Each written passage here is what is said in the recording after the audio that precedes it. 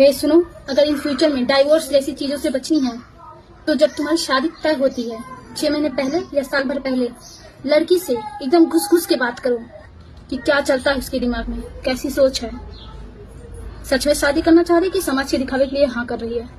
सब कुछ पता करो और जब तुम बात करोगे ना तुमको पता चलेगा कि हाँ क्या सही है क्या गलत है। जब बात करने पे पता चले और समझ में आए तो खुद की तरफ से मना करो शादी के लिए, नहीं तो फिर पछताना। ऐसे बहुत सारे लड़के करते हैं समाज को दिखाने के लिए। लड़कियां तो कर ही रही हैं, लड़के भी कर रहे हैं समाज को दिखाने के लिए। अरे नहीं, 1 महीना बाकी है शादी में, ऐसे कैसे रिश्ता तोड़ दो। पूरी लाइफ बर्बाद होने से तो अच्छी है ना, स्टार्टिंग के कुछ महीने बर्बाद हो जाए, कुछ ही दिन तक बेइज्जती होगी, उसके बाद से बेइज्जती नहीं होगी। सतर्क रहो। सुनो, ध्यान देना, तुम्हारे लिए ही है। ये इनसे बात करते हैं, ये भी इनसे बात करती है, बहुत अच्छे से रिश्ता चल रहा होता है, लेकिन लड़की को वाइब आती है इनकी तरफ से कि ये कभी भी मुझे छोड़ के जा सकती है। हाँ, एक बार तो ऐसा हुआ, ये इनसे 2-4 दिन तक बात नहीं की। फिर ये इनको बोलते हैं कि देखो मैं बीमार हूँ, मुझे टाइफाइड हो गया है, मैं आईसीयू में एडमिट हूँ। फिर इस लड़की को दया आती है, फिर से इनका बात शुरू हो जाता है। और ये गलती ये 4 बार कर चुकी है। जब भी ये दूर होने लगती है ना, तुरंत ये इससे बोलते हैं कि देखो मैं बीमार हूँ। किसी और के थ्रू भी कहलवा देते हैं कि देखो मैं बीमार हूँ। लड़की को आती है यहाँ पे दया, बेचारा बीमार है, ऐसे कैसे मैं छोड़ दूँ। तुम्हें पता है ना, लड़कियों के अंदर दया ज्यादा होती है, वो भी बीमारी को लेकर।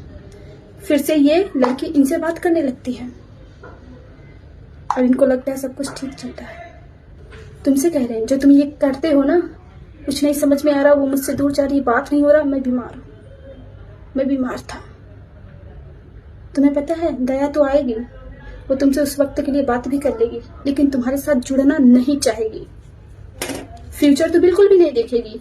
जो तुम सोच रहे होगे ना कि फ्यूचर नहीं देखेगी,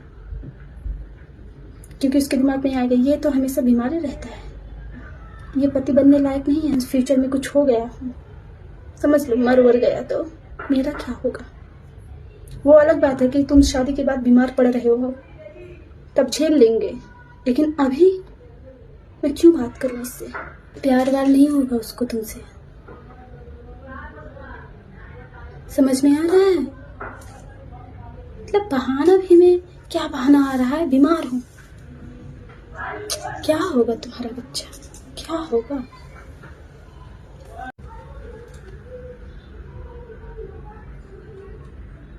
क्या बोलते हो, गूंग लड़की चाहिए, कम बोले। इंट्रोवर्ट भी चलेगी, लेकिन ज्यादा बोलने वाली नहीं चाहिए। बहुत बोलती है, दिमाग खा जाती है।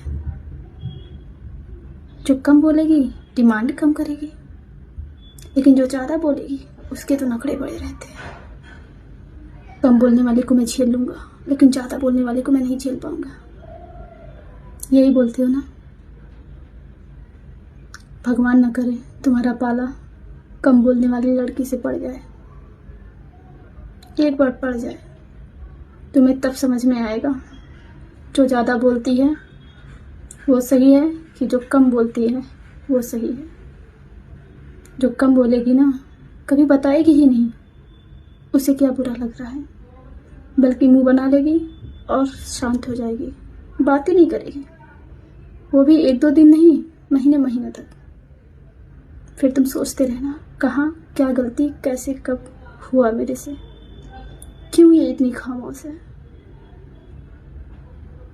उसका हर एक चीज का मतलब बस एक ही चीज निकलेगा, शांत रहो, बोलो ही मत, चुप रहो।